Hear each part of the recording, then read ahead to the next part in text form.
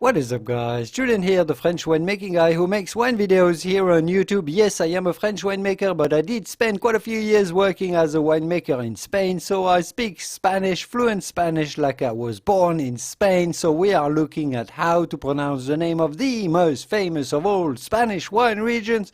We are looking at how to pronounce the name Rioja, Rioja. So if you are able to pronounce Spanish rather well, pronouncing the R in particular and the J, which is the jota, which is kind of this guttural, with the back of your throat, ha.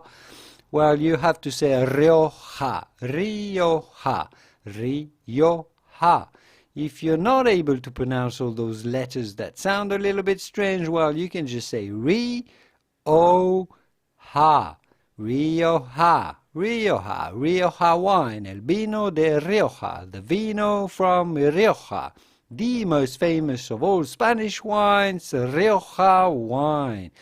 Rioja is particularly famous for producing red wines out of the tempranillo grape Rioja. I hope this video was useful. If it was, give it a quick thumb up before you go to support my work, and I will see you soon in the wonderful world of wine.